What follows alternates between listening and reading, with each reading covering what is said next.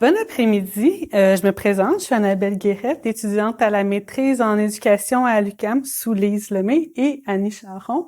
Je me suis intéressée pendant ma recherche aux perspectives des enfants de 4-5 ans et de leur éducatrice en CPE au regard du contexte extérieur.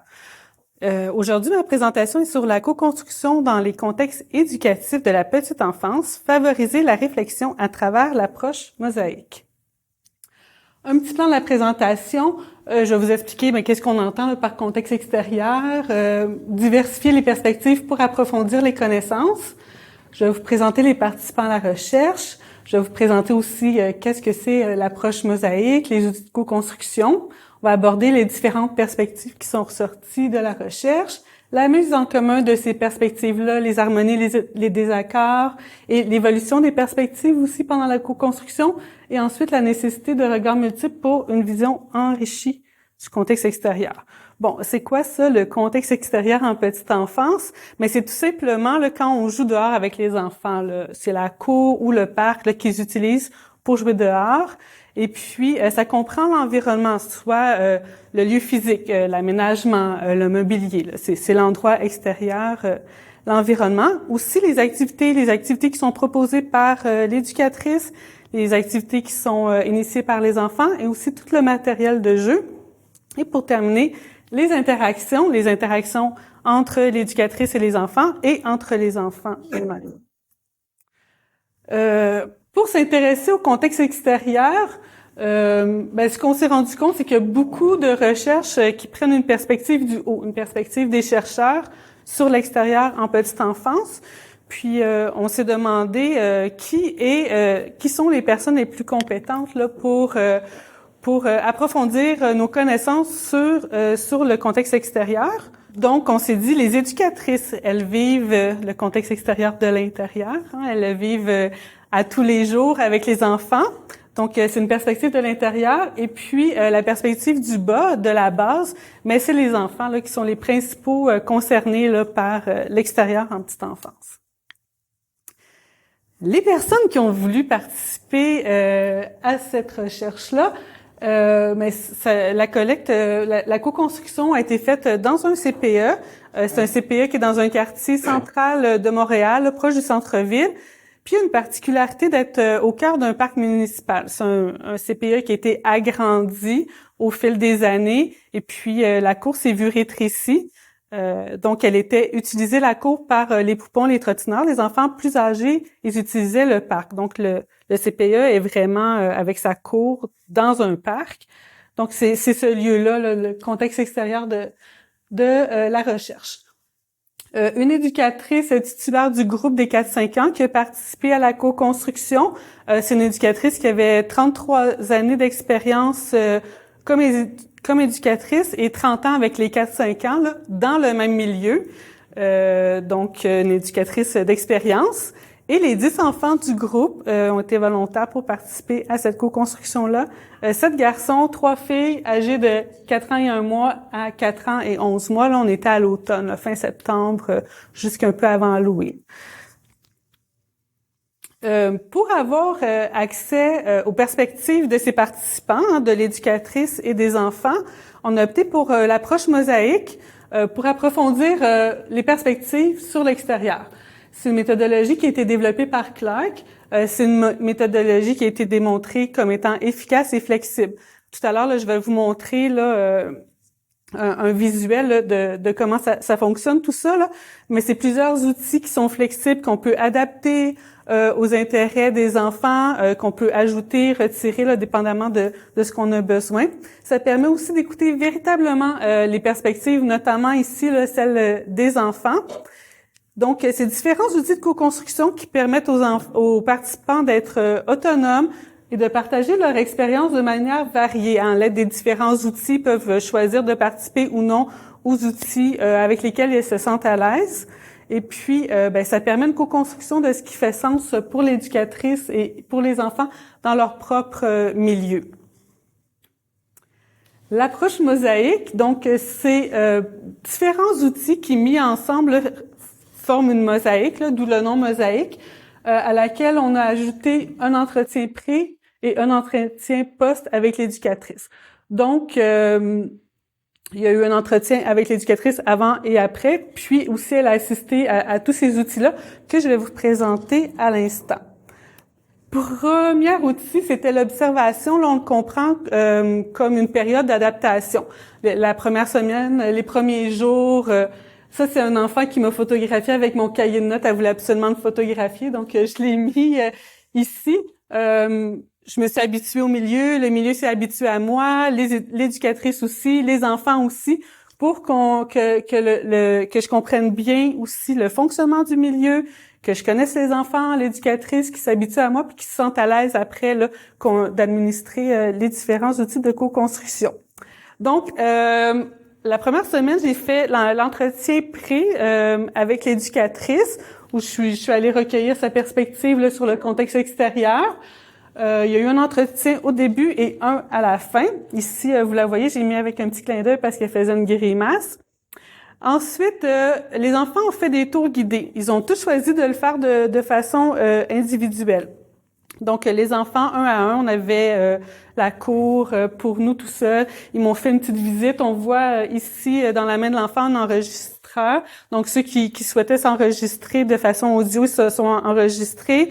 Aussi, on a utilisé un vieux iPhone pendant lequel ils pouvaient prendre des photos aussi. Donc, ils m'ont fait une visite guidée. Ils m'ont dit ce qu'ils aimaient moins, avec qui ils jouaient, où ils jouaient. Ils m'ont fait, c'est ça, une visite de l'extérieur. Ensuite, on a fait des entretiens avec les enfants. C'était de brefs entretiens. Les enfants ont surtout choisi de le faire à l'extérieur. Surtout individuellement, quelques-uns en petits groupes, mais de façon plus spontanée pendant la collecte. Ils venaient me voir puis pour me dire « Ah oui, j'avais oublié de te dire telle chose, prends-la en note dans ton cahier ou enregistre-moi ». Donc, et les enfants ont pris beaucoup de photos. Moi, j'ai laissé un iPhone là-bas. Les enfants de 4 ans, ils sont très à l'aise avec ça. J'ai pas eu besoin de leur expliquer comment faire. Ils ont pris des photos et puis aussi, ils ont été amenés à réfléchir à qu'est-ce que je choisis de prendre en photo. Puis aussi, mais quand je te montre ma photo, qu'est-ce que je voulais montrer dans cette photo-là? Avec ces photos, ils ont construit un album photo. Donc, ils sont allés choisir des photos. On les avait toutes faites imprimer. Ils ont approfondi leur réflexion sur ce qui était important pour eux dans le contexte extérieur. Avec mon aide, avec l'aide de l'éducatrice, il y en a qui nous demandaient, ici c'est un petit peu flou, là, mais c'est arbres qu'ils ont coupés, arbres nouveaux. Pendant la co-construction, il y avait un arbre qui était malade, ils avaient coupé l'arbre, puis après, ils sont venus le retirer complètement, mettre des nouveaux arbres, là, la ville, là, j'entends. Donc ça, c'est quelque chose qui avait marqué beaucoup l'enfant, là, parce que l'arbre, il l'aimait, il l'avait coupé, puis là, il y en avait un nouveau. C'est quelque chose qu'il trouvait important de mettre dans son album. Tout ça, ça a été enregistré aussi sous forme audio, puis aussi avec les interactions de l'éducatrice.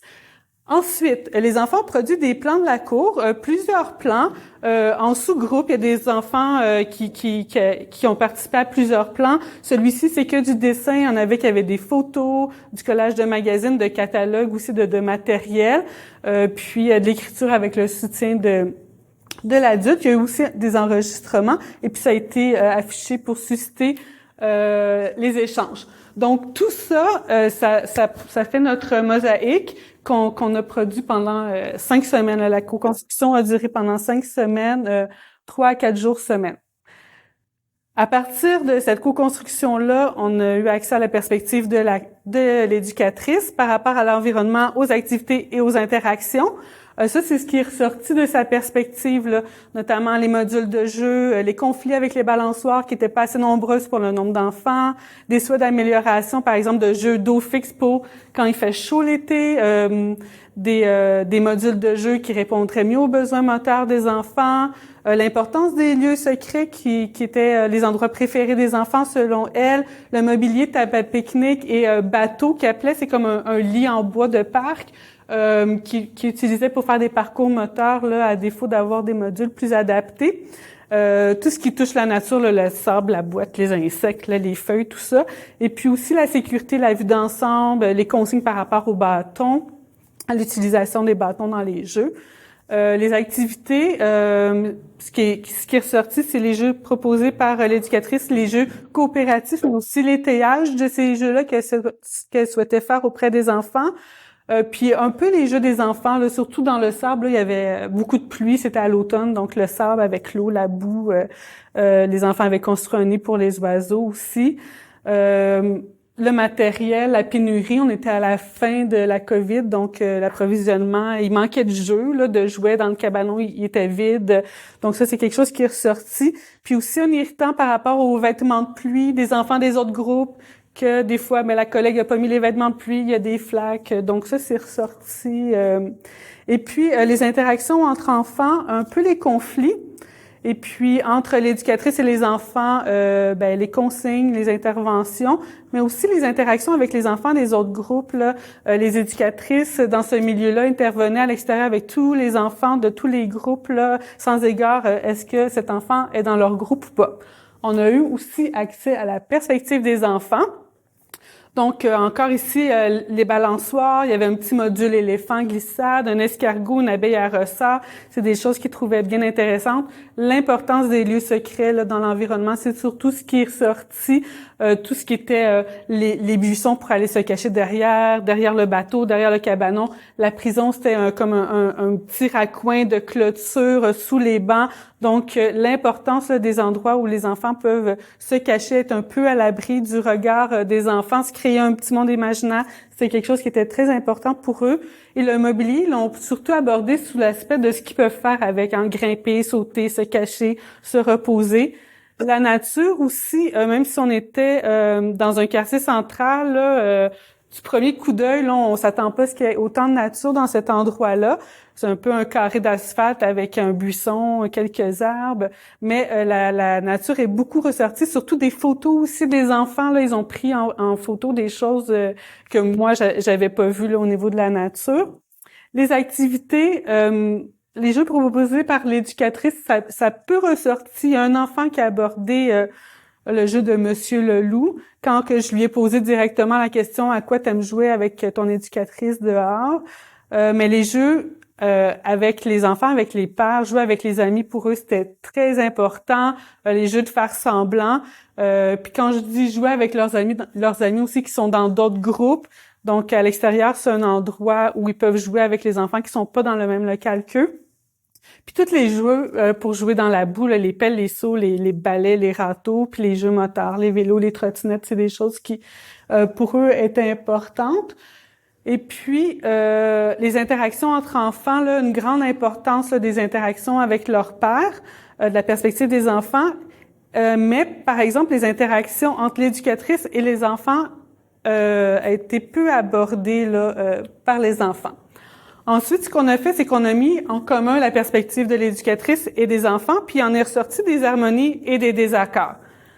Dans les harmonies, mais c'est que l'extérieur, c'est un endroit de liberté, d'autonomie où les enfants peuvent lâcher leur fou. Là, je l'ai dit tout à l'heure, se créer un monde imaginaire, avoir un lieu secret où ils peuvent se cacher, être à l'abri de l'adulte. Et puis, surtout, au début, l'éducatrice avait un souhait d'amélioration de l'environnement, puis c'est venu teinter là, après la perspective des enfants qui, à la fin, eux aussi, là, avaient envie là, d'améliorer l'environnement pour répondre davantage là, à leurs besoins moteurs, de grimper, mais aussi à la proximité avec la nature, d'avoir plus d'arbres, de buissons, de rendre l'extérieur plus verdi. Il y a eu des désaccords aussi entre les perspectives. L'éducatrice avait plus d'insatisfaction quant à l'environnement. Les enfants, eux, ils la trouvaient très belle, la cour. L'éducatrice, elle avait un souhait d'avoir des jeux d'eau fixe pour quand il fait chaud, mais là, on se rappelle, on était en septembre-octobre, les enfants avaient pas si chaud. Eux, ils avaient envie d'avoir une grosse maisonnette, jouer à la famille, jouer au ninja, jouer avec leurs amis. Donc, c'était plus dans ce sens-là. L'éducatrice, elle peut aborder les relations entre les pairs, mais pour les enfants, ces relations-là, ils sont essentielles. Et puis, l'éducatrice, elle, son rôle qu'elle percevait, c'était plus du soutien à l'apprentissage, soutien émotionnel, étayage des jeux de règles. Mais les enfants, eux, on peut aborder la relation avec l'éducatrice. Donc ça, c'est quelque chose qui suscite un peu de questionnement, là, considérant que les interactions, ça a un impact significatif sur le développement de l'enfant. Donc, peut-être que l'extérieur est propice à autre chose. Là. C'est des questions qu'on peut se poser. Et puis, nécessairement, là, l'évolution des perspectives pendant ces 5 semaines de co-construction-là, il y a eu des échanges entre les perspectives, tout le monde s'est exprimé, tout ça. Puis les perspectives ont été amenées à évoluer, à être teintées de la perspective de l'autre. Donc, l'éducatrice, elle a teinté la perspective des enfants, là, comme je le disais tout à l'heure, par rapport au souhait d'amélioration de l'environnement pour mieux répondre à leurs besoins. Ils étaient moins là-dedans là, au début, là, ça s'est manifesté la dernière semaine. Et puis, les enfants envers l'éducatrice, avoir plus la nature et la beauté qui étaient présentes dans cet environnement-là. Ce qui nous amène à constater que il y a une nécessité d'avoir des regards multiples, d'avoir plusieurs perspectives pour avoir une vision qui est plus enrichie. Les enfants, ils démontrent des préférences qui leur sont propres là, par rapport à l'extérieur. Puis la perspective des enfants, elle peut diverger de celle des adultes. Et puis, mais ces désaccords-là, ils sont essentiels à l'évolution de la perspective. Puis ça contribue à une meilleure compréhension des besoins des enfants. Et aussi, l'approche mosaïque, elle peut être utilisée, oui, comme une méthodologie de recherche, mais aussi comme un outil pédagogique dans une pratique éducative pour aller chercher la perspective des enfants, puis mieux répondre à leurs besoins. Je vais vous laisser sur une citation de l'éducatrice là à la toute fin de l'entrevue de fin. C'est ça que clôt la co-construction. Elle disait, puis je vais vous l'expliquer là, tout ça me fait prendre conscience que mon regard sur eux, il faut que je le mette en regard d'enfant. Donc tout ça, elle parlait de la co-construction avec l'approche mosaïque, ça lui fait prendre conscience que son regard, que sa perspective sur les enfants, mais il faut qu'elle mette un regard d'enfant. Hein, elle doit se laisser influencer, teinter de la perspective des enfants. Donc, dans le thème de favoriser la réflexion à travers l'approche mosaïque, je trouvais que cette réflexion-là de l'éducatrice venait bien résumer tout ça. Donc, merci.